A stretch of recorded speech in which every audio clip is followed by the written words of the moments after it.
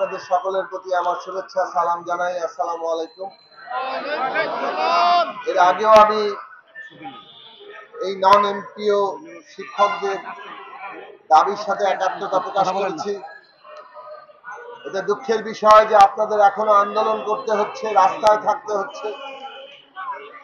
আমরা এই অভ্যুত্থানের উপর দাঁড়িয়ে থাকা অন্তর্বর্তী সরকারের মাননীয় প্রধান উপদেষ্টা, মাননীয় শিক্ষা উপদেষ্টা সহ সংশ্লিষ্ট সকলের দৃষ্টি আকর্ষণ করছি। শিক্ষকদের ক্লাসরুমে থাকার কথা, শিক্ষকরা এখন রাস্তায় বসে আছে দিনের পর দিন ধরে। আপনাদের এই বিষয়টি মনোযোগ দিতে হবে।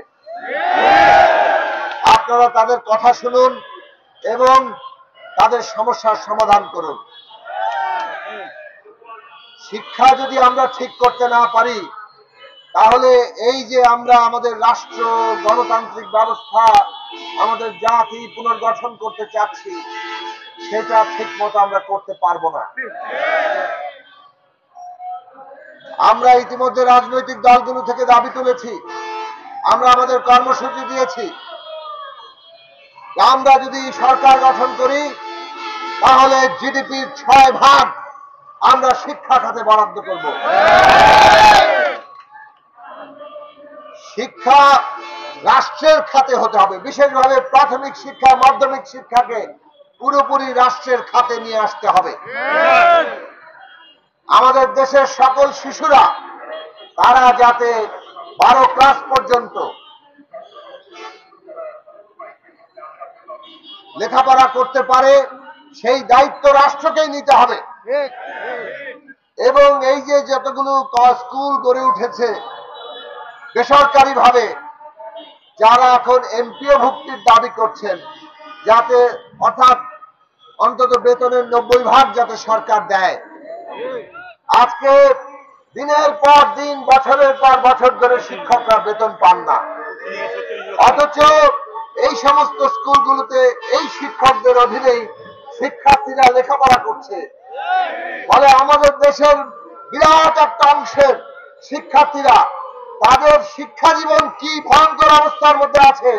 শিক্ষকরা যদি নিজেরাই চলতে না পারেন, তাহলে কিভাবে শিক্ষা ব্যবস্থা নিশ্চিত হবে? এই জায়গাগুলো আমাদের দায়িত্বশীল ব্যক্তিদের এখন গুরুত্বের সাথে বিবেচনায় নেওয়া দরকার। আমরা চাই না শিক্ষকরা এইভাবে রাস্তায় বসে থাকুক। অবিলম্বে এই শিক্ষকদের প্রতিনিধিদের সাথে সরকারের উপদেষ্টা এবং অন্যান্য কর্তৃপক্ষ তারা বৈঠক করবেন এবং এই বিষয়ে সমস্যা সমাধানের দ্রুত উদ্যোগ গ্রহণ করবেন। এই দাবি আমরা পরিষ্কারভাবে আমরা দেখেছি গত 4 বছর ধরে কোনো এমপিও ভুক্তি হচ্ছে না। এমপিও ভুক্তির জন্য বরাদ্দ আছে, সেই বরাদ্দ ব্যবহার করা হচ্ছে না। আমরা অথচ দেখছি শিক্ষা খাত সহ সকল খাতেই লুটপাটের কোনো বন্ধ হয় নাই, কমতি হয় না। চুরি, দুর্নীতি, লুটপাট কি ভয়ঙ্কর ভাবে হয়েছে সেই সব আমরা দেখেছি। কাজেই বাংলাদেশের অর্থনীতির $460 বিলিয়ন অর্থনীতি শেখ হাসিনার ফ্যাসিস্ট সরকার বলতো আমাদের মাথা পিছু আয় বেশি দেখানোর জন্য, কিন্তু যদি ধরেও নেই তার মধ্যে $234 বিলিয়ন মানে অর্ধেকের বেশি তারা লুট করে পাচার করে দিয়েছে। আর যখন শিক্ষকের এমপিও ভুক্তির প্রশ্ন আসে, যখন আমাদের জাতি গঠনের ভবিষ্যতের বিষয় নিয়ে প্রশ্ন আসে, তখন আমাদের টাকা থাকে না। এই অবস্থা এই অভ্যুত্থানের সরকারের কাছে আশা করা যায় না। এই অভ্যুত্থানের সরকারকে দ্রুত সিদ্ধান্ত নিতে হবে। এই শিক্ষার যে সমস্যা, এই সমস্যা তাদের দূর করতে হবে এবং এই খাতকে অগ্রাধিকার দিয়ে বাজেটে বরাদ্দ তৈরি করতে হবে। সেই জায়গা যাতে তৈরি হয়, সেই আহ্বান জানিয়ে সরকারকে অবিলম্বে দ্রুত এই শিক্ষকদের সমস্যা সমাধানের দাবি জানিয়ে আমি আমার কথা শেষ করব। এই যে 25 বছর ধরে বেতন নিয়ে আমাদের শিক্ষকরা ঝুলছেন, বেতন পাচ্ছেন না, এর তো রাষ্ট্রকে তো কোনো ভূমিকা রাখতে হবে। রাষ্ট্রের